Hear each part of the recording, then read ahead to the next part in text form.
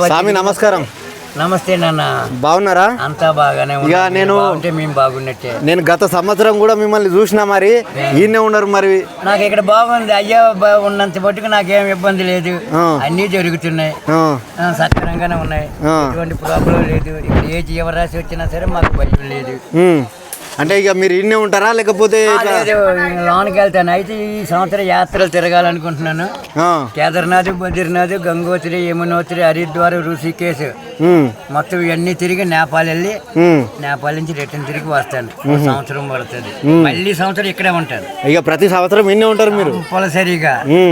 యాత్రలు కానీ వెళ్ళకపోతే లోన కూర్చొని నా పనులు చేసుకుంటాను, ధ్యానం చేసుకుంటాను, తపస్సులో కూర్చుంటాను.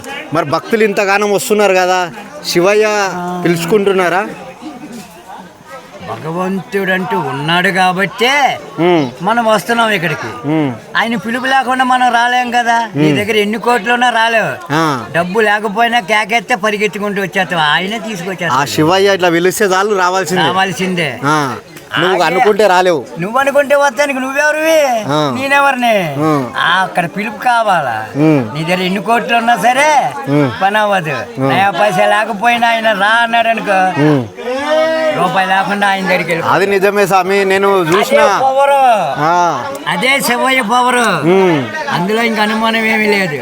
రావాలనుకున్నప్పుడు పైసా లేకున్నా సరే వస్తారు. ఇక మరి ఉంటా స్వామి, మరి దేవుని దర్శనం చేసుకొని వస్తాం. మరి దర్శనం చేసుకోండి. ఓం నమ శివాయ. ఓం నమ శివాయ. హర హర మహాదేవ్. హర హర మహాదేవ్. చల్ల తీసుకోవడం పొట్టేలు తీయడం కాదు. నేను మాట్లాడుతుంటే సమాధానం చెప్పలే. దేవుడి దగ్గరికి ఎందుకు వచ్చారా? వచ్చారా? హర హర